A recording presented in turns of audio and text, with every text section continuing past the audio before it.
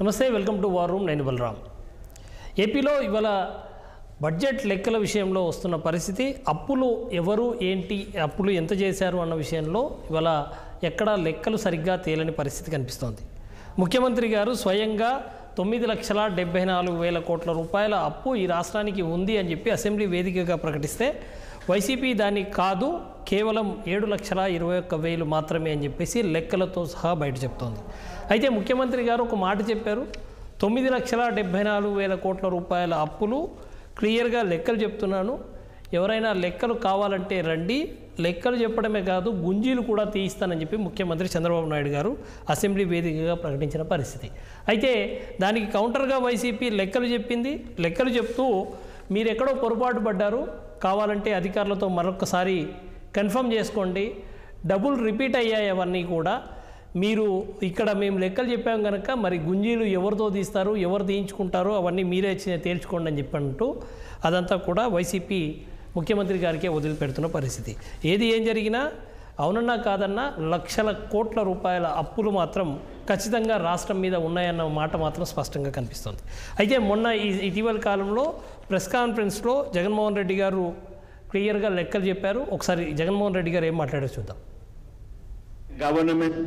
Government అప్పు, guaranteed అప్పు, non guaranteed అప్పు, అన్ని కేటగిరీస్ లో కూడా చూస్తే చంద్రబాబు నాయుడు గారు ఎక్కే నాటికి 1,40,000 కోట్లు, చంద్రబాబు నాయుడు దిగే నాటికి 3,90,000 కోట్లు, అంటే కంపౌండెడ్ యాన్యువల్ గ్రోత్ రేట్ 22.63%. మా హయాంలో 3,90,000 కోట్లు కాస్త 7,21,000 కోట్లు అయింది. అంటే కంపౌండెడ్ యాన్యువల్ గ్రోత్ రేట్ 13.57%. నిజంగా ఏదైనా అవార్డు ఏదైనా ఇవ్వాలనంటే వైఎస్ఆర్సీపీ ప్రభుత్వానికి పిలిచి అవార్డు ఇవ్వాలి. వాస్తవం చెప్పాలంటే ఫైనాన్సెస్ ఇంత చక్కగా నడిపినందుకు. ఆర్థిక పరిస్థితిని ఇంత చక్కగా నడిపినందుకు ఏదైనా అవార్డు ఇవ్వాలని చెప్పనుకుంటే అది వైఎస్ఆర్సీపీకి అవార్డు ఇవ్వాలి అని చెప్పన్నది వైఎస్ జగన్మోహన్ రెడ్డి గారి అభిప్రాయం. రైట్, దానికి కౌంటర్ ఇచ్చారు చంద్రబాబు నాయుడు గారు అసెంబ్లీలో. ఒకసారి చంద్రబాబు నాయుడు గారు ఏం మాట్లాడి చూద్దాం.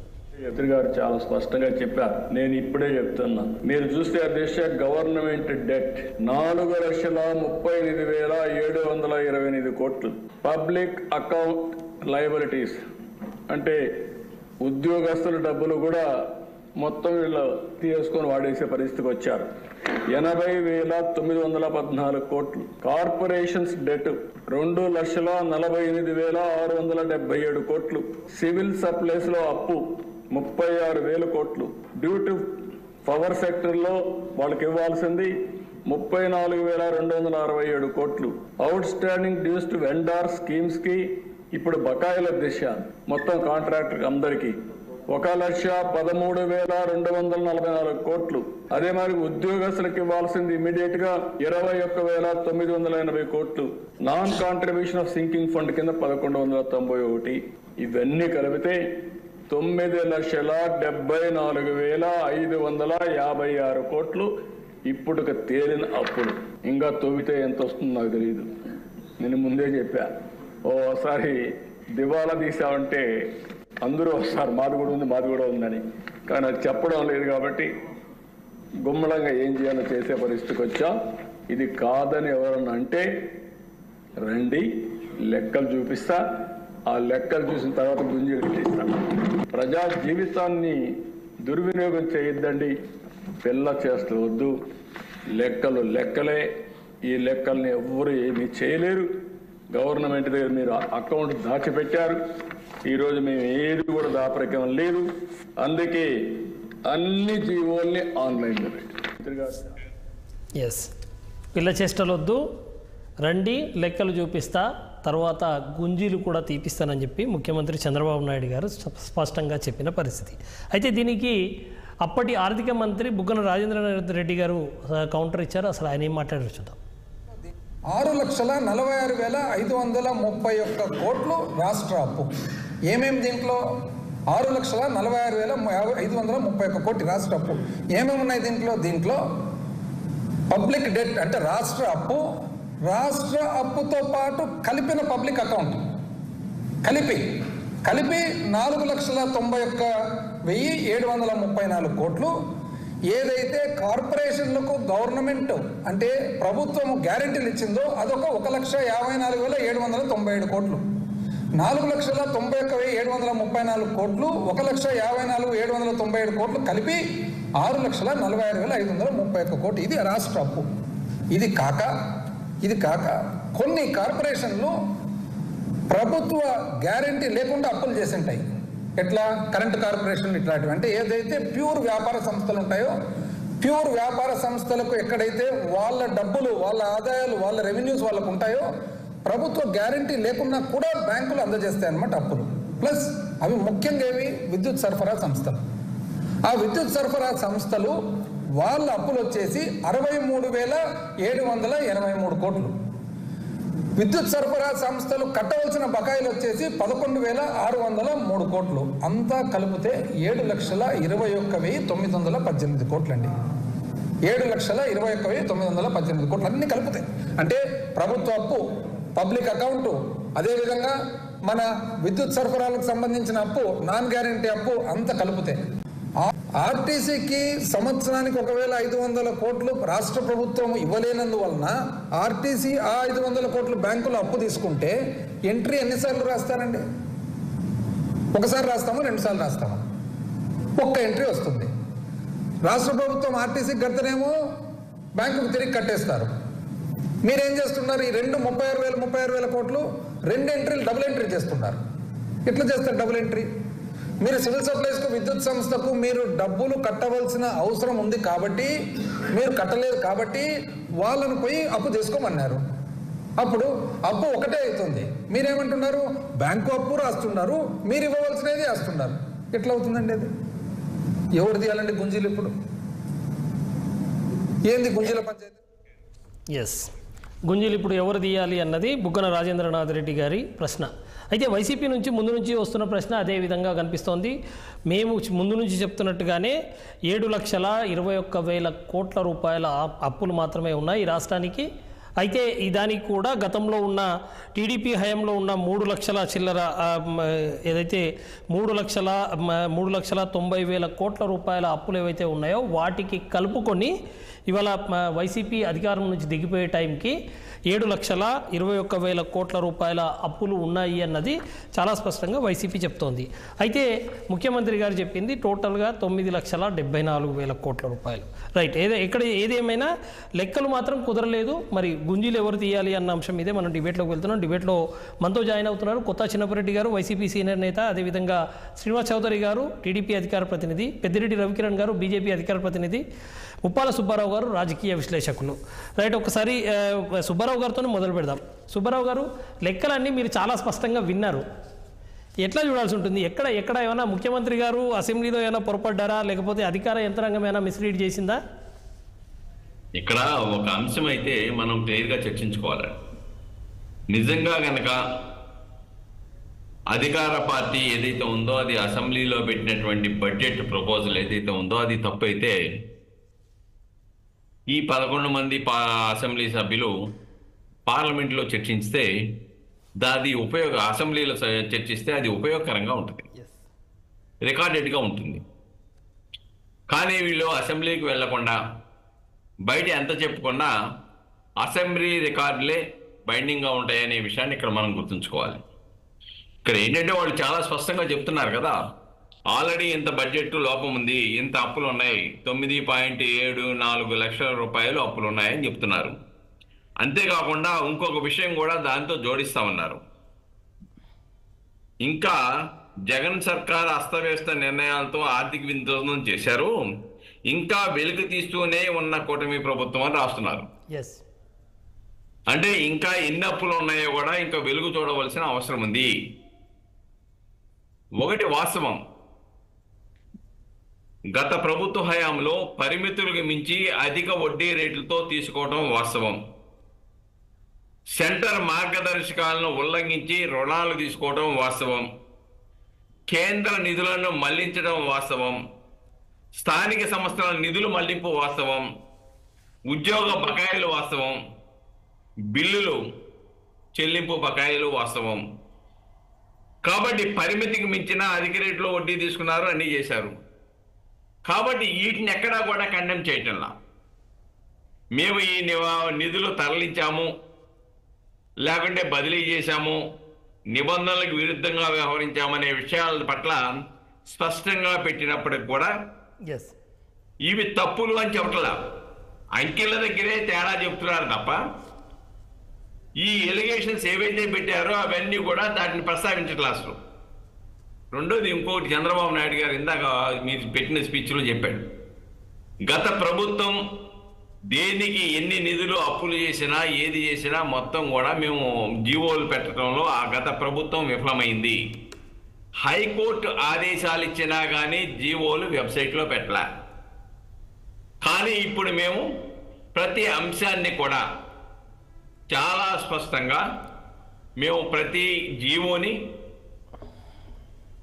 వెబ్సైట్లో పెడతా ఉన్నాము అని చెప్తున్నారు. కానీ ఇక్కడ వాస్తవికంగా ఏమైందంటే దీంట్లో కొన్ని నాకు కూడా అర్థం కాని ఏంటంటే చాలా ప్రభుత్వ ఆస్తులు కూడా తాకట్టు పెట్టారు. తాకట్లు పెట్టి డబ్బులు తీసుకున్నారు. విశాఖపట్నం లాంటి దాంట్లో చాలా పెట్టారు. చివరికి సెక్రటరియట్ కూడా పెట్టినట్టుగా సమాచారం వచ్చింది కదా. కాబట్టి ఆ అప్పులు ఎక్కడ ఏ జమలో వేసినాయి. అంతేకాకుండా మద్యం మీద వచ్చేవంటి ఆదాయాన్ని సైతం తాకట్టు పెట్టేసి డబ్బు తీసుకోవడం జరిగిందనేది స్పష్టం. దాన్ని వాళ్ళు ఏం ఖండించట్లా, గత ప్రభుత్వం కూడా ఏం ఖండించడంలా.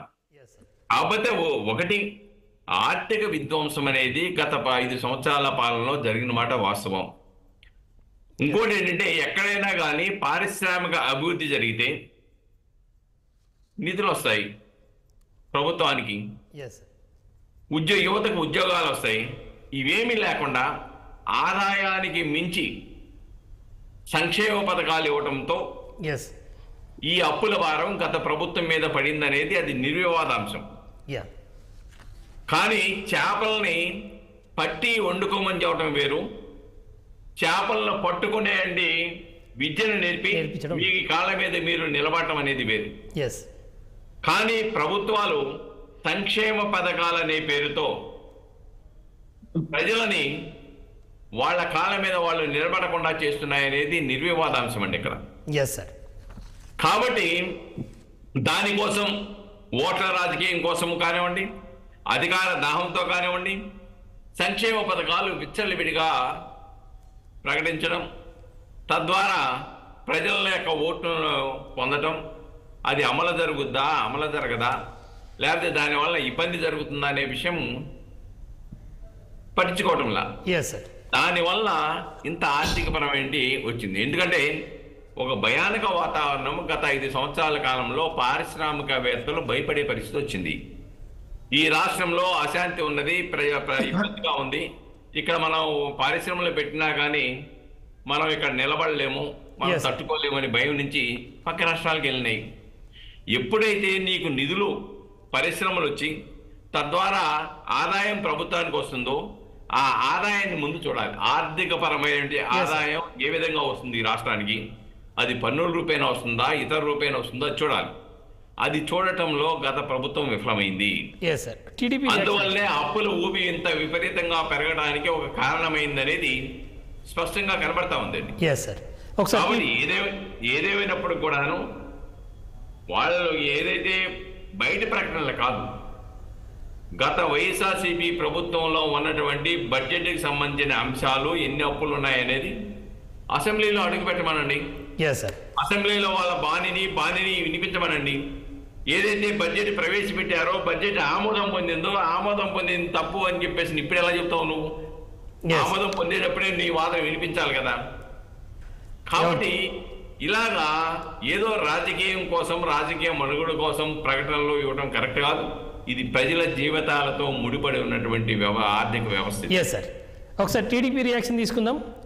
శివచౌదరి గారు, ఏంటి మీరు సూపర్ 6 హామీల నుంచి తప్పించుకోవడానికి మీరేమైనా రాష్ట్ర ఆర్థిక పరిస్థితి బాగా లేదని ప్రొజెక్ట్ చేసే ప్రయత్నం ఏమైనా చేస్తున్నారా?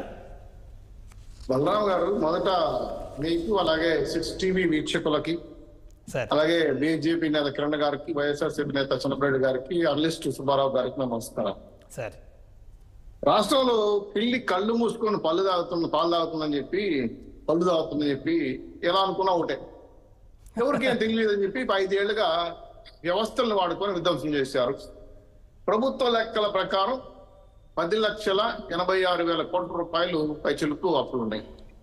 మీరు అన్నట్టు 10,86,000 కోట్ల రూపాయలు ఎలా అప్పు అయ్యాయి అనేది క్వశ్చన్గా. ఈ 5 ఏళ్లలో 5 బడ్జెట్లు పెట్టామండి. రూపాయి రాకపోవడం కదా డబ్బులు వచ్చేది. సో ఈ డబ్బులు ఈదొక 10 లక్షలు అదొక 10 లక్షలు వేసుకుంటే ఎంత? 20 లక్షలు. అంతేనా బలరాం గారు? నేను గుడ్డి గుర్తులాగా చెప్తున్నా, సామాన్యులకు అర్థం కావాలి కాబట్టి. దీంట్లో సంవత్సరానికి 60,000 కోట్లు జీతాలు పెనుకుందాం. 5-6 30 లక్షలు, 3 లక్షలు.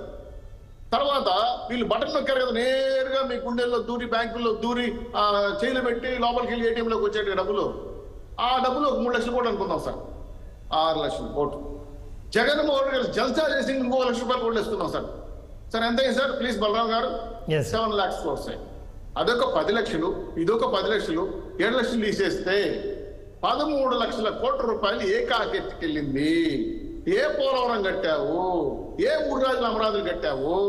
ఏ కడప ఉక్కు ఫ్యాక్టరీ కట్టావు? కడప అణువై ఫ్యాక్టరీ కట్టావు? అణువై ప్రాజెక్టు కట్టావు? లేదు కదా. ఈ బుక్ ఎవరు చెప్తున్నా నాకు అర్థంగా ఉంటుందా? లెక్కల్లో అసలు విషయం తెలియాలి కదా. మరి అప్పు చేసిన కార్పొరేషన్ డబ్బులు కావచ్చు, ల్యాండ్ శాండ్ మైన్ దోచుకున్న డబ్బులు కావచ్చు, అలాగే జీపీఎఫ్, అలాగే మనం ఎవరైతే ఎంప్లాయీస్ ఉన్నారో వాళ్ళకి తీసుకున్న డబ్బులు కావచ్చు, చిన్న పొద్దుపాల సంస్థలు తీసుకున్న అప్పులు కావచ్చు, అలాగే పెండింగ్ బిల్లులు దాదాపు 1,31,13,000 కోట్ల రూపాయలు కాంట్రాక్ట్లకి పెండింగ్ ఉండాలి. ఇది కాకుండా ఉద్యోగస్తులకి బకాయిలు 21,900 కోట్ల రూపాయలు బకాయిలు ఉన్నారు. ఇది కాకుండా పౌర సరఫరాల శాఖ 36,000 కోట్ల బకాయిలు ఉన్నారు. అలాగే పెండింగ్ సబ్సిడీ 34,000 కోట్ల రూపాయలు బకాయి ఉన్నారు. ఈ విధంగా సింగింగ్ నిధులు కూడా 11,000 కోట్ల బకాయి ఉన్నారు. సార్ బలరాం గారు, సార్ నాకైతే చక్కర్లు తిరుగుతున్నాయి సార్. రాష్ట్ర సంపద అంతా జగన్మోహన్ రెడ్డి గారు అబ్బగా ఆగిరా, లేదంటే వైఎస్ఆర్సీ పార్టీ గుత్తాది సంస్థ వేల కోట్ల రూపాయలుగా సార్ లక్షల కోట్ల రూపాయలు అప్పులు తీసుకున్న జగన్మోహన్ రెడ్డి గారు 14-13 లక్షల కోట్ల రూపాయలు పైసలు డబ్బులు లెక్కదలేదంటే ఏమి చేశాడు రాష్ట్రాన్ని? ఈ డబ్బులు ఏమయ్యాయి? ఇది అసలు రహస్యం. ఈ రహస్యాన్ని దాపెట్టేసి బాబు గారు యొక్క లెక్కలు శాసనసభలో చెప్పిన మాటల వరకే మాట్లాడితే చాలా తేడా కొట్టేస్తారు సార్. కాబట్టి నేను అడిగేది ఏంటంటే, జగన్మోహన్ గారు వచ్చి చైనా దుఃఖదాయిలాగా ఆంధ్ర రాష్ట్రంలో బ్రహ్మాండం పోలవరం లాంటి కట్టడం కట్టేసి ఉంటే ఓయమా నిజమే డబ్బులు ఖర్చు పెట్టినారబ్బా అనుకుంటాం. పోనీ కేంద్రం కూడా తెలిసింది కదా, ఎన్ఆర్జీ ఫండ్స్ కావచ్చు, పోలవరం నిధులు కావచ్చు, ఇవన్నీ ఏమయ్యాయి? ఇవన్నీ లెక్కలు చూసుకుంటే దీని వెనకాల భారీ స్కామ్ తాడేపల్లి గెస్ట్ హౌస్ లో కంటైనర్ల ద్వారా జగన్మోహన్ ఇంటికి పోయిందా, శారదాపీఠానంద స్వామి దగ్గరికి వెళ్ళిందా, లేదంటే అది కర్ణాటకలో ప్యాలెస్ లోకి వెళ్ళిందా, హైదరాబాద్ లోటస్ పాండ్కి వెళ్ళిందా? ఈ కంటైనర్లు ఎక్కడ పోయినాయి? ఇది నా ప్రశ్న. బలరాం గారు సొంత సాక్షి పేపర్కి 200 కోట్లు ఇచ్చుకున్నారు. సాక్షి పేపర్ వేసిందని 200 కోట్లు ఇచ్చుకున్నారు. అది వీళ్ళ వాలంటీర్లకి. ఎవరప్ప సొమ్ము సార్ ఇది? ప్రజల సొమ్ము సార్ ఇది. ఈ సొమ్ము తీసుకొని నాకు లెక్కలు తెలియదు, బుగ్గన రాజేంద్ర అడిగా చెప్పినట్టు ఒక వైఎస్ఆర్సీపీ నాయకులు ఒక కథ చెప్తున్నారు. ఏమంటే ఒక 5 మంది గుడ్డోళ్ళు ఒక ఏనుగును పట్టుకున్నారంట. ఏనుగు మొదలు పట్టుకున్నాడు, తొండ పట్టుకున్నాడంట. ఆ ఏనుగే సార్ మెత్తగా ఉంది, ఏం బాగాలేదని. నువ్వు చెవులు పట్టుకున్నాడంట. ఏం పెద్దది చాట్లాగా ఉందంట. కూరగా కాలు పట్టుకున్నాడు, తొండంలాగా ఒక దూలంలాగా ఉందండి. అట్లా బడ్జెట్ లెక్కలు తెలియకుండా మాట్లాడితే ఇట్లాంటి సమాధానాలు ఉంటాయి. సరే గుంజలు తీయాలని మా బాబు గారు అన్నారు. వాస్తవం ఎందుకంటే గుంజలు కాదు సార్, వేరే రాష్ట్రాల్లో అయితే వేరే దేశాల్లో అయితే నిలబెట్టి ఉరేసేస్తారు, లేదంటే కాల్చేస్తారు, లేదంటే చవానికి డెకోటర్ కట్టి లాక్కెళ్తారు, లేదంటే భూస్థాపన కిమ్ లాంటి దేశాలు భూస్థాపన చేస్తారు. చైనాలో ఒక మంత్రి, కేంద్ర మంత్రి 10,000 కోట్లు నష్టం చేసిన గవర్నమెంట్కి ఉరిశిక్ష చేశారు. ఇన్ని లక్షల కోట్ల ఆంధ్ర రాష్ట్రం ఎవడబ్బా జాగీరని తీసుకెళ్లి మీరు ఖర్చు పెట్టారు? ఈ డబ్బులు ఏం చేశారు? అడిగేదానికి హక్కు మాకు లేదా? మీకు సిగ్గు సేవ లేదు. రెండో విషయం పక్కన పెడతాం. ఎందుకంటే జగన్మోహన్ రెడ్డి గారు పులివెందుల పులి వైనాట్ 175 అదేంటి నేరుగా డబ్బులు మీ ఇంటికి చేస్తే నాకు ఓట్లు వేయండి ఇలాంటి మాటలు మాట్లాడారు. నేను మాట వచ్చుకోలే. మీరు తప్పు చేస్తుంటే ప్రభుత్వాన్ని ప్రధాన ప్రతిపక్షం అని చెప్పి మీరే డిక్లేర్ చేసుకున్నారు కదా. రండి శాసనసభకి, టైం ఇస్తాం, స్వాగతిస్తాం, మీకు మైక్ ఇస్తాం, అనేక విషయాలపై చర్చలకు అవకాశాలు ఇస్తాం. మీలాగా ఆయన సభాపతి ఉన్న తమ్మినేని ఒక ఆయన ఉన్నాడు స్పీకర్ గా, ఎందుకు జగన్మోహన్ బాబు గారికి బ్లాక్ కార్డ్స్ తీసేస్తే పసక్కంట ఏమంటారు, ఇంకో మాట అన్నాడు శాసనసభలో అన్నాడు. అటువంటి మాట మేము మాట్లాడలే. మా నాయకులు ఎవరు మాట్లాడదు. మేము గౌరవ ప్రదర్శనం ఇస్తాం, రండి శాసనసభలు అడగండి. తప్పు చేసిన ఏ నిధులు ఎందుకు మళ్ళీ చెప్పండి. ఇరిగేషన్ ప్రాజెక్టులు పూర్తిగా రాష్ట్ర రోడ్లు గుంతరమయం అయిపోయినాయి, విద్యుత్ రేట్లు పెరిగిపోయినాయి, లెక్కర్ రేట్లు పెరిగిపోయినాయి, అన్ని సర్వనాశనం చేసిన మీరు ఇన్ని లక్షల కోట్ల రూపాయలు ఏమైనది ఒక $1 మిలియన్ ప్రశ్న. ఈ ప్రశ్న జగన్మోహన్ గారు సమాధానం చెప్పాలి. ఆయన అప్పుల కోసం తిరుక్కుంటా రాష్ట్రంలో వేసుకొని ఏంటి బయట తిరుక్కుంటున్నాడు. కేంద్ర బిందువు జగన్మోహన్ గారు. అయ్యా వస్తారా రారా, అడుగుతారా అడగరా, సమాధానం చెప్తారా చెప్పరా, ఈ అప్పులు డబ్బులు లక్ష కోట్ల రూపాయలు ఇస్తారా ఇయ్యరా, ఈ విషయం పైన చర్చిస్తే బాగుంటుందని నా అభిప్రాయం. Right sir, right. చిన్నపిరెడ్డి గారు, ఇవాళ అవునన్నా కాదన్నా మీరు ముఖ్యమంత్రి గారు చెప్పిన లెక్క తప్పు అని చెప్పని అంటున్నారు. సరే, అదే విషయము ఇవాళ భవిష్యత్తు తరాలు అసెంబ్లీ వేదికగా చర్చలు ఏం జరిగాయని భవిష్యత్తులో అవన్నీ చూస్తారు. మీడియా చర్చలు చూడొచ్చు, చూడకపోవచ్చు, లేకపోతే సోషల్ మీడియాలో ఉన్న వార్తలు చూడొచ్చు, చూడకపోవచ్చు. కానీ అసెంబ్లీ రికార్డ్ అనేది ఫర్ ఎవర్గా ఉంటుంది, భవిష్యత్ తరాలు చదువుకుంటాయి. మీరు నిజంగా అక్కడ పొరపాటు జరిగిందని చెప్పి అనుకుంటే ఇదే జగన్మోహన్ రెడ్డి గారు, ఇదే ఎమ్మెల్యేలు అక్కడికి పోయి చెప్పొచ్చుగా. సార్ నమస్కారం సార్, 6 టీవీ ప్రేక్షకులకు అలాగే ఛానల్ సభ్యులందరూ కూడా నమస్కారం సార్. అదే ఇప్పుడు టీడీపీ సభ్యులు మాట్లాడిన అన్నీ కూడా కాకి లెక్కలన్నీ కూడా మనం బాగానే చంద్రబాబు నాయుడు గారి కన్నా కూడా చాలా గొప్పగా చెప్పారు. మరి మీరు ఒకసారి సలహా కనుక చంద్రబాబు నాయుడు గారికి ఇచ్చినట్టయితే ఆయన ఈ 14 లక్షల కోట్ల రూపాయలు కూడా కలిపి మొత్తం కలిపి 20 లక్షల కోట్ల రూపాయలు అప్పని చెప్పేటటువంటి పరిస్థితి. అది అసెంబ్లీయా, అంగారగ్రహమా, ఎక్కడైనా చెబుతారు. మీరు స్వయంగా తెలుగుదేశానికి కూటమికి సంబంధించి ఆర్థిక శాఖ మంత్రి అసెంబ్లీలో ప్రకటించినటువంటి దాన్ని కూడా మనం అందరం విన్నాం. సరే, ఆయన్ని బుల్డోజ్ చేసి అలా మళ్ళీ చంద్రబాబు నాయుడు గారు ఉన్న లెక్కలు, లేని లెక్కలు, డబల్ లెక్కలు, ఆర్టీసీ 2 సార్లు వేసి చూపించడం కానీ వీటన్నిటికి సంబంధించి చంద్రబాబు నాయుడు గారు లెక్కలు చూపించి గుంజీలు చూపిస్తానని చెప్పేసి చెప్పడం జరిగింది. ఎందుకంటే ఇప్పుడు టీడీపీ సభ్యులు చెప్పినట్టు గాలి లెక్కలన్నీ వేసుకొని అవన్నీ జగన్మోహన్ రెడ్డి గారు ఏం చేశారని చెప్పేసి లెక్కలు అడిగి వాటన్నిటికీ అసెంబ్లీలో మనం చెప్పాలి కదా. మీరు ఉంటే కనుక మీ వాదన మీరు వినిపించేవాళ్ళు కదా, మరి వస్తాయా రండి అని చెప్పేసి. ఎస్, మీరు ప్రతిపక్ష హోదా ఇస్తే ఖచ్చితంగా రేపే వస్తారు జగన్మోహన్ రెడ్డి గారు.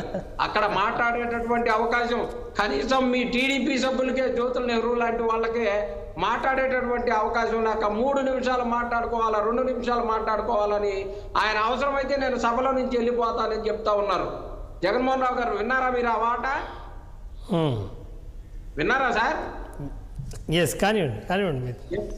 అలాంటి స్థితిలో వైఎస్ఆర్ కాంగ్రెస్ పార్టీని హేళన చేయాలనో లేకపోతే ఇంకో దానికో అసెంబ్లీకి రమ్మని రెచ్చగొట్టడమే కానీ మా 11 మంది ఎమ్మెల్యేలు రావడానికి సిద్ధంగా ఉన్నారు. ఎప్పుడైతే మీరు ప్రతిపక్ష హోదా ఇస్తే ఏమండి నష్టమేమండి? ప్రతిపక్ష హోదా అనేది వేరే వాళ్ళకి ఇవ్వలేదు కదా. మీ పార్టీలో నుంచి ఇంకొక 20 సీట్లు ఉన్నాయని వచ్చి ప్రతిపక్ష హోదా తీసుకోలేదు కదా. దానికి ఇవ్వడానికి నష్టమేముందంటున్నా.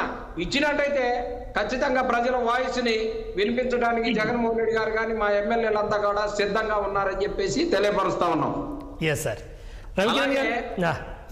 ఉండండి సార్. అలాగే చంద్రబాబు నాయుడు గారు ఇన్ని లక్షల కోట్ల రూపాయలు అప్పులైనాయని చెప్పేసి చెప్తే ఇప్పుడు టీడీపీ సభ్యులు టిమ్ము గారు అయితే భూలోకంలో పెట్టేవాళ్ళని, ఇంకొకైనైతే ఆకాశలోకంలో పెట్టేవాళ్ళని, దుబాలు అయితే ఈడ్చుకొని తీసుకొని పోయేవాళ్ళని చెప్పేసి రకరకాలుగా చెప్పారు. పోలవరంలో మీరు చేసినటువంటి డయాఫ్రామ్ వాల్ కొట్టుకుపోయిన దానికి ఇంకొక దేశం అయితే ఆ డయాఫ్రామ్ వాల్ కట్టి భూమిలో పెట్టేది మిమ్మల్ని. మీరు చేసిన ద్రోహం, పోలవరానికి మీరు చేసినటువంటి ద్రోహం, డయాఫ్రామ్ వాళ్ళు ఇవాళ పోవడం వల్లనే ఇవాళ పని అంతా కూడా లేట్ అయిపోయి ఎవరూ చేయాలి కానటువంటి పరిస్థితి. ఇంత దుర్మార్గంగా మాట్లాడుతూ ఉన్నారు. 6,50,000 కోట్ల రూపాయలు అప్పులు ఉన్నాయి అని చెప్పేసి తెలుగుదేశం 3,90,000 కోట్ల రూపాయలు తెలుగుదేశం 2019లో దిగిపోయే నాటికి అప్పులు చూపించినటువంటి పరిస్థితి.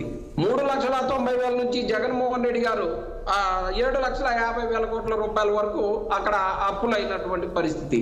ఈ రాష్ట్రంలో జగన్మోహన్ రెడ్డి గారు చేసిన అప్పుకి దానికి సంబంధించి 2,70,000 కోట్ల రూపాయలు మేము డిపిటి ద్వారా ప్రజలకి డైరెక్ట్ గా నేరుగా వాళ్ళకి ప్రజలకి అకౌంట్లోకి పోయినటువంటి పరిస్థితి. 2014 నుంచి 19 వరకు 3,90,000 కోట్ల రూపాయల అప్పులు చూపించినటువంటి చంద్రబాబు నాయుడు గారు ఆ డబ్బులని సంక్షేమానికి వాడలేదు. మరి ఏమైనట్టు మీరు చెప్పాలి.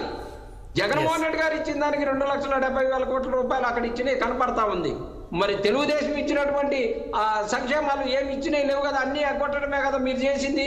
మరి డబ్బులు ఏమైనా 3,90,000 కోట్లు అప్పు ఎందుకైందో దాన్ని కూడా చంద్రబాబు నాయుడు గారు అసెంబ్లీలో ప్రకటించి ఈ 3,90,000 కోట్ల రూపాయలు, ఈ 1,00,000 కోట్లు నేను జేబులో వేసుకున్నానని మరి చెబుతారా, లేకపోతే వాటన్నిటికీ లెక్క చెప్పాలని చెప్పేసి మేము కోరుకుంటాము. Yes sir, right sir. నేను మళ్ళీ వస్తాను మీ దగ్గరికి. పెద్దిరెడ్డి రవికిరణ్ గారు ఉన్నారు. రవికిరణ్ గారు, జగన్మోహన్ రెడ్డి గారు ఒక ఇంట్రెస్టింగ్ కామెంట్ చేశారు. 2014-19 మధ్యన చంద్రబాబు నాయుడు గారి గవర్నమెంట్లో అప్పుడు ఆయన అధికారంలోకి వచ్చేటప్పటికి 1,40,000 కోట్ల రూపాయల అప్పులు ఈ రాష్ట్రానికి ఉంటే ఆయన అధికారం నుంచి పోయేటప్పటికి 3,90,000 కోట్ల రూపాయలకు చేరింది. జగన్మోహన్ రెడ్డి గారు వచ్చినప్పుడు 3,90,000 కోట్లు ఉంటే దాన్ని ఆయన దిగిపోయేటప్పటికి 7,21,000 కోట్లకు చేరింది. అయితే ఈ లెక్కన యాన్యువల్ కాంపౌండింగ్ గ్రోత్ రేట్, ఈ అప్పుల పెరుగుదల యావరేజ్గా చూసుకుంటే టీడీపీ హయాంలో 22.63%, వైసీపీ హయాంలో 13.57%. మరి అటువంటిప్పుడు ఇంత చక్కగా ఆర్థిక వ్యవస్థను నడిపినందుకు మమ్మల్ని పిలిచి అవార్డు ఇవ్వాలి కదా అని చెప్పి అడిగారు. బలరాం గారు, ముందుగా మీకు తోటి ప్యానలిస్ట్కి 60 వీక్షకులందరికీ శుభ సాయంత్రం అండి. సార్, ప్రజలు పెద్ద అవార్డు ఇచ్చారు ఆయనకి, అందుకే ఇంట్లో కూర్చొని ప్రెస్ మీట్లు పెట్టుకుంటున్నారు ఆయన.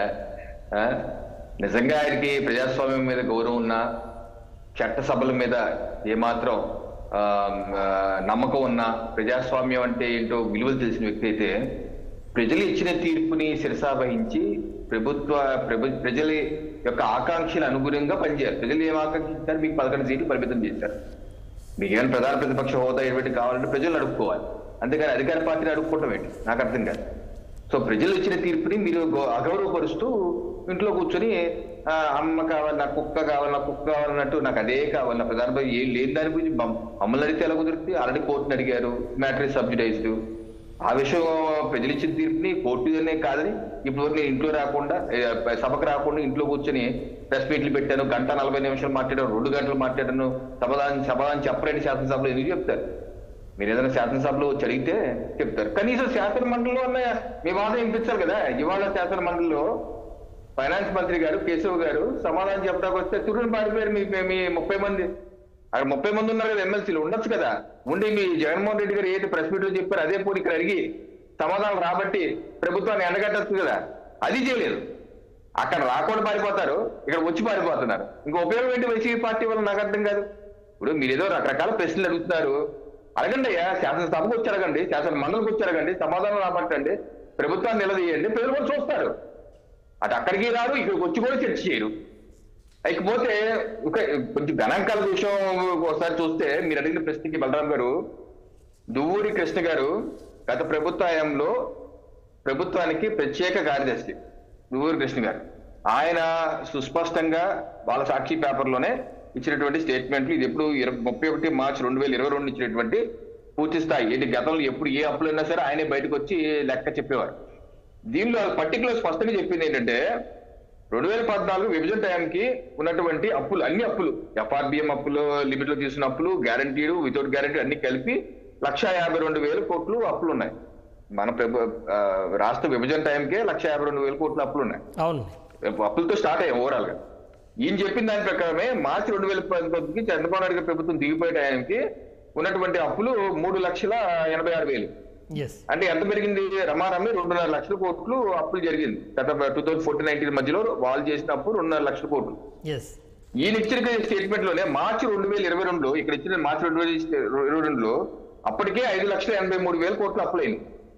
దానిలో ఆర్బీఐ తీసుకుంది 3.9 లక్షల కోట్లు, గ్యారంటీడ్ 1.17 కోట్లు, అన్గ్యారంటీడ్ 75,223 కోట్లు. ఇది 22 మార్చికి. ఇది మళ్ళీ 23 మార్చికి ఇచ్చారు దువ్వూరి కృష్ణ గారు మళ్ళీ. దీంట్లో కూడా ఆయన ఏమంటారు, ఓవరాల్ గా అప్పుడు మార్చి ఎండింగ్కి 6.5 లక్షల కోట్లు ఆ ప్రభుత్వం అప్పు చేసింది. ఇప్పుడు వీళ్ళు చెప్తుంది ఏంటి, దగ్గర 5.5 లక్షల కోట్లు అప్లైనాయి. అంటే ఓవరాల్ గా జగన్మోహన్ రెడ్డి గారి హయాంలో ఓవరాల్ గా 4 లక్షల కోట్లు అప్లైనాయి కదా. చంద్రబాబు నాయుడు గారి ప్రభుత్వంలో 2.5 లక్షల కోట్లు అప్పులు చేస్తే వీళ్ళ ప్రభుత్వంలో 4 లక్షల కోట్లు అప్పులు చేశారు కదా. ఇది ఒక ఆర్గ్యుమెంట్. దీన్ని జాగ్రత్తగా కప్పెట్టేస్తున్నారు. ఇదొకటి. ఇప్పుడు జగన్మోహన్ రెడ్డి గారికి చెప్పేది కూడా ఒక రకంగా అది కరెక్టే. కాకపోతే ఆయన ఇంక్లూడ్ చేయింది ఏంటి, బకాయిలు. నాగ్గా ఆయన పక్క తప్పిస్తుంది ఏంటి, ఈ ప్రభుత్వం చెప్తున్నా జగన్మోహన్ రెడ్డి గారు ఒకటే చెప్తున్నారు, కానీ ప్రభుత్వం చెప్తుంది ఏంటి, బకాయిలు కూడా ఇంక్లూడ్ చేయాలి. అది ఎవరు కడతా అంటారు. ఉదాహరణకి బకాయిలు విద్యుత్ సంస్థల నాన్ గ్యారెంటీ రుణాలు 1,12,000 కోట్లు, గుత్తేదారులు పెండింగ్ రుణాలు 1,13,000 కోట్లు రుణాలు, ఉద్యోగుల బకాయిలు 21,960 కోట్లు, పౌర సరఫరా రాయితీ బకాయిలు 36,000 కోట్లు, విద్యుత్ సబ్సిడీలు పెండింగ్లు 34,628 కోట్లు, అలాగే ఇద్దరు కలిపి ఎన్ని చెప్తున్నారు, అవన్నీ 2 లక్షల కోట్లు. ఆ 2 లక్షల కోట్లు జగన్మోహన్ రెడ్డి గారి సంఖ్య అంచేస్తే చంద్రబాబు నాయుడు గారు చెప్పిన దానికి వచ్చేసింది. తేడా అక్కడే. ఆ బకాయిలు ఎవరు కడతారా బాబు అని చెప్పేసి ప్రభుత్వం చెప్తుంది. ఆయనేమో జగన్మోహన్ రెడ్డి గారేమో లేకపోతే గత ఆర్థిక మంత్రి ఏమో ఆ బకాయిలు లేకుండా మిగతా చెప్తున్నారు. దీంతో ఏదైనా సరే నడ్డి విరిగేది ప్రజలకి. అప్పుల భారమైనా గోడగుర్చి వేసినా లేకపోతే గుంజీలు తీసినా ప్రజలు కట్టాలి. ప్రతి వ్యక్తి మీద లక్షల రూపాయలు, ప్రతి వ్యక్తి మీద రాష్ట్రం 4-5 లక్షల రూపాయల వరకు అప్పు ఉంది. ప్రతి కుటుంబం మీద వ్యక్తి మీద 1 లక్షల రూపాయలు అప్పు ఉంది. ఇది సమస్య. దానితోడు ఈ రోజు శాసన మండలిలో కూడా గౌరవ ఆర్థిక మంత్రి స్పష్టంగా చెప్తున్నారు ఏ రకంగా. ఇప్పుడు ఏ ప్రభుత్వం అయినా సరే అప్పు తీసుకుంటుందండి, తీసుకోకుండా ఎలా ఉంటుంది చెప్పండి. అప్పు తీసుకోవాలి కూడా, ఓ రకంగా తీసుకోవాలి కూడా. తీసుకొని ఏం చేశారన్న ముఖ్యం, ఏ విధంగా తీసుకున్నాం అన్న ముఖ్యం. ఉదాహరణకి ఏపీ ఫైనాన్స్ సర్వీస్ కార్పొరేషన్ పెట్టారు బలరాం గారు.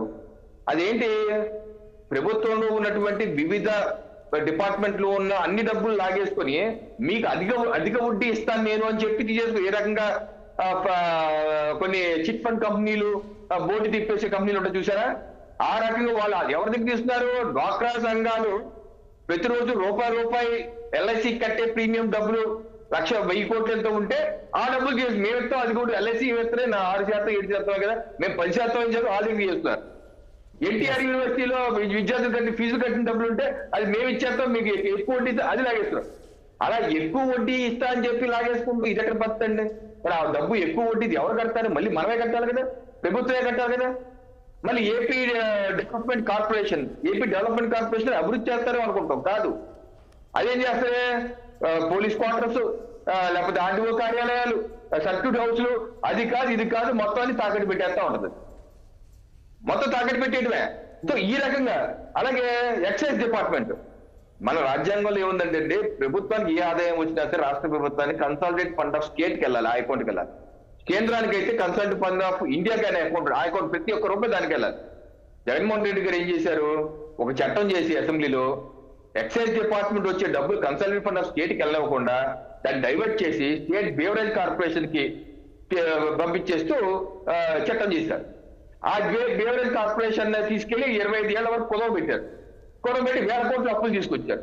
అంటే ఏంటి, స్టేట్ బేవరేజ్ కార్పొరేషన్ మీద వచ్చే 10-15 ఏళ్ళ ఆదాయం అంతా అప్పులు కలిసి చేస్తే సరిపోతుంది.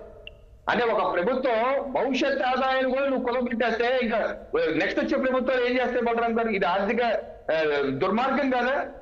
మీరు ఎవరండి, భవిష్యత్తులో వచ్చే ఆదాయాన్ని కూడా ఒక కార్పొరేషన్ పెట్టి ఫండ్ డైవర్ట్ చేసి కుదవబెట్టేసి డబ్బులు తీసుకొని మీరు ఏదో చేసుకుంటే ఏం చేశారో తెలియదు.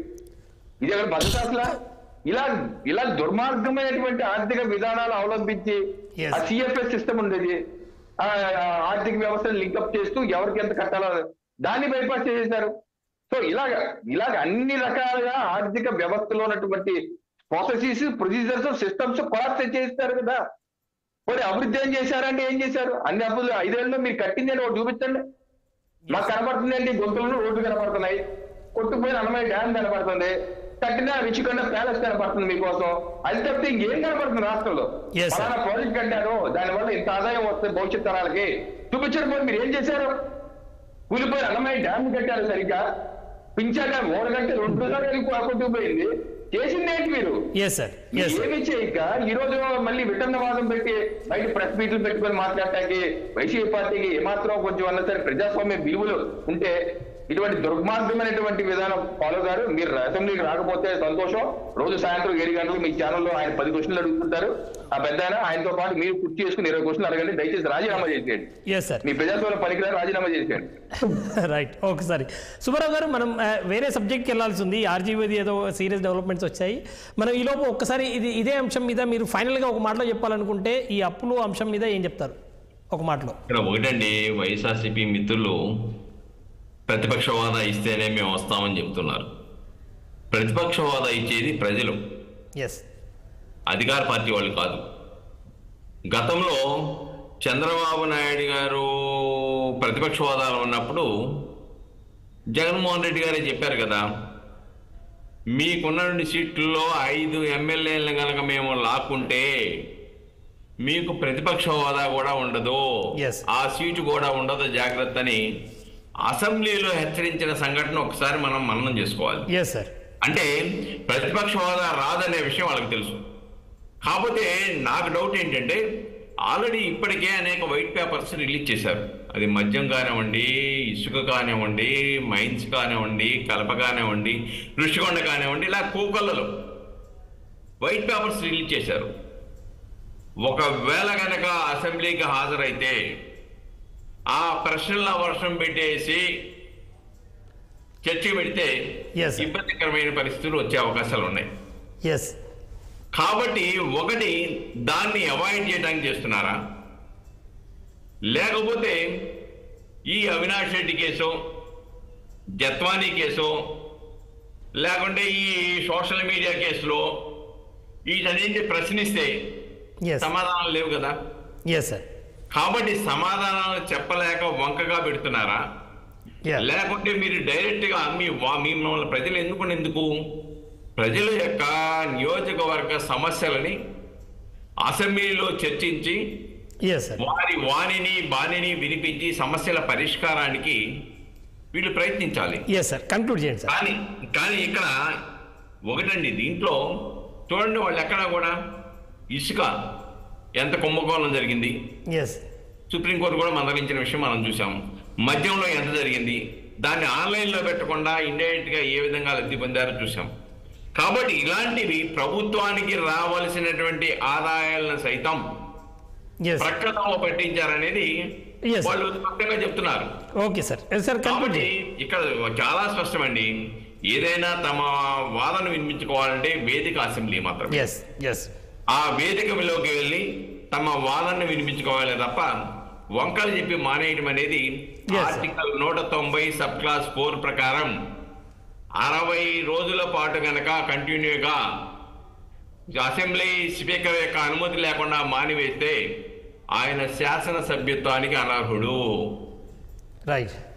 డిస్క్వాలిఫై అయ్యే అవకాశం ఉంది. రాజ్యాంగాన్ని ధిక్కరిస్తూ ఉంటే ప్రజల వాడిని మీ వాదనని పెట్టుకునే వేదికకి వెళ్లకుండా ఉంటే ఇంకా మీ వాదనని ఎవరంటారు, ఏ అవకాశం ఉంటుంది? Right sir. శ్రీనివాస్ చౌదరి గారు. బలరాం గారు, కన్క్లూడ్ చేయండి. ఆంధ్ర రాష్ట్రానికి ప్రజలు ఇచ్చిన దేవాలయం శాసనసభ. శాసనసభలో ప్రశ్నించాల్సిన వ్యక్తి పారిపోతున్నాడు. అయితే అన్నపూర్ణారు అంటే ఆంధ్రప్రదేశ్ ని అప్పుడు బాధ చేశారని మేము అడుగుతున్నాం. సమాధానం చెప్పాల్సింది వాళ్ళు. కాకి లెక్కలు తొక్కలో లెక్కలని కాకి లెక్కల్లాగా మార్చే పరిస్థితి ఎవరు లేదు. ప్రతి విషయం కాకి చాలా క్లియర్ గా చెప్పింది. కాకు ముటిక్కాలు కూడా వేసింది.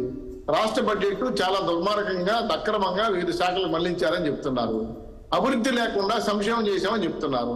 ఆ సంక్షేమంలో వచ్చిన డబ్బులు కూడా వాహన మిత్ర డబ్బులు కానీ, పెన్షన్లు కానీ, అలాగే అమ్మఒడి డబ్బులు కానీ వాళ్ళ సైకో బ్యాచ్ ఏదైతే ఉందో, సైకలాజికల్ గా సోషల్ మీడియాలో చేస్తున్న బ్యాచ్ కి చాలా మందికి నేరుగా అకౌంట్ల నెంబర్లు ఇచ్చి ఆ డబ్బులు అంటే వేశారంట. మరి ప్రభుత్వ ధనం కొనగొట్టే కదా అక్కడ కూడా. సో ఇదే కదా ఆర్గనైజ్డ్ క్రైమ్. ఆర్గనైజ్డ్ క్రైమ్ చేసిన జగన్మోహన్ రెడ్డి గారు ఈరోజు బడ్జెట్ గురించి ఆర్గనైజ్డ్ క్రైమ్ అని చెప్పడం అనేది సొంత అబద్ధం, చాతకాంతనం. రెండు విషయం ఏంటంటే, మా చిన్నప్పటి గారిని చూస్తే ముచ్చటేస్తుంది. శాసనసభ అంటే వీళ్ళు స్క్రిప్ట్ ఏమన్నా సంజయ్ రామకృష్ణ ఇస్తున్నారా, లేదంటే ఇంకెవరు ఆయన ఎవరో ఇంతకుముందు ఒక ఆయన రాస్తున్నా ఆయన ఇస్తారో తెలియదు. వాళ్ళు పర్మిషన్ వీళ్ళు మాట్లాడారేమో. ఈ మధ్య పేపర్లు చూశాను. నాకు గతంలో చాలా మంది ఇక్కడ వచ్చి సవాల్ చేసిన వాళ్ళు, పేదలు తిప్పిన వాళ్ళు, తొలగొట్టిన వాళ్ళు లేరు. పాపం ఆయన చిన్నప్పటి కంట్రోల్ మాట్లాడడం సంతోషం, యాక్సెప్టెడ్. అయితే వాస్తవాల దగ్గరగా చెప్పనండి. మీ జగన్మోహన్ రెడ్డి శాసనసభ రమ్మనండి. 11 మంది సభ్యులు 4 కొత్త వాళ్ళు ఎన్నుకున్నారు. అరకు దువాడ కొన్ని ప్రాంతాలు వాళ్ళకి శాసనం చూపించరా, ఏమీ శిక్ష అని వాళ్ళ పరిస్థితి కూడా ఆలోచించి శాసనసభకి ముద్దు, శాసన మండలి ముద్దు అని చెప్పి నినాదాన్ని మానుకొని శాసనసభకు రండి, సమాధానం చెప్తాం. మైకాసులుగా మైకులు ఎత్తుకోవడానికి మీరు ఎమ్మెల్యే కానక్కర్లేదు.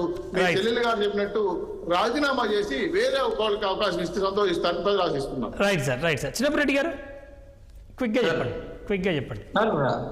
వీరు 14 సంవత్సరాల ముఖ్యమంత్రిగా అనుభవం ఉన్నటువంటి చంద్రబాబు నాయుడు గారు ఇన్ని లక్షల కోట్ల రూపాయలు అప్పులుంటే మరి ఎందుకని సూపర్ 6 హామీలు, ఎందుకని ఇన్ని అబద్ధపు హామీలు ఇచ్చారు సార్? ఈ అబద్ధపు హామీలు ఇచ్చి ముఖ్యమంత్రి పీఠం ఎక్కడం కోసం ఎన్ని రకాల అబద్ధాలైనా ఆడతారన్నమాట. సూపర్ 6 పథకాలన్నిటిని కూడా కేవలం ఎత్తేయటం కోసం ఇవన్నీ డ్రామాలు ఆడుతూ జగన్మోహన్ రెడ్డి ఇన్ని అప్పులు చేశారు, అన్ని అప్పులు చేశారు కాబట్టి మేము ఈ సూపర్ 6 హామీలు నెరవేర్చలేము అని చెప్పేసి చెప్పడం కోసం వాడుకున్నారు. కానీ ఒక్క పథకం అంటే ఒక్క పథకాన్ని మీరు చేసేటటువంటి ఆలోచన కానీ మీకు ఆ శక్తి కానీ ఎట్టి పరిస్థితుల్లో లేదు. అన్నారు ఇవాళకి 5 నెలలు అవుతుంది. ఒక్కొక్కరికి 15,000 రూపాయలు నిరుద్యోగ భృతి ఇవ్వాలా? మీరు ఇప్పుడు ఆ 15,000 రూపాయల నిరుద్యోగ భృతి ఇచ్చినాక మాట్లాడండి. వేరే మాట్లాడడానికి అవకాశం సూపర్ 6 లో అన్ని హామీలు నెరవేర్చి వస్తే తెలుస్తాయి సార్ ఈ విషయాలన్నీ.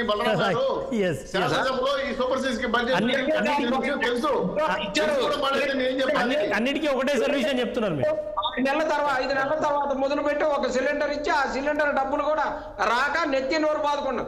ప్రజలు డబ్బులు కట్టాలంట. ఆ కట్టిన తర్వాత 2 సంవత్సరాలు కరోనా ఈ ప్రభుత్వాన్ని జగన్మోహన్ రెడ్డి గారు నెంబర్ 1 స్థానం వస్తున్నాను సార్. చిన్నప్పరెడ్డి గారు కంక్లూడ్ చేయండి.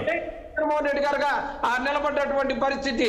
కరోనా ఎదుర్కోవాలంటే మీలాంటి వాళ్ళు 16 సార్లు ముఖ్యమంత్రి చేసినా కానీ వల్ల అలాంటి కరోనాని ఎదుర్కొని ఈ రోజు రవికిరణ్ గారు టైం ఇవ్వండి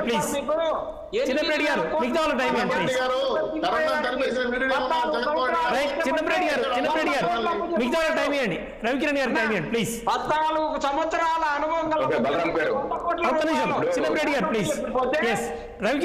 కొత్త ముఖ్యమంత్రిగా జగన్మోహన్ రెడ్డి రూపాయలు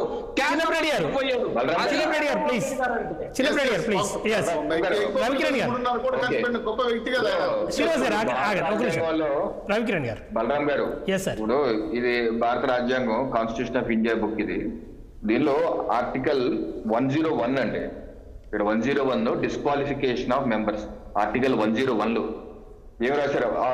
101 లో 4th సబ్ క్లాస్, ఇది 4th సబ్ క్లాస్. వీళ్ళు ఏం రాశారంటే, if for a period of 60 days a member of either house of the parliament is without permission of the house absent from all the meetings thereof the house may declare his seat vacant.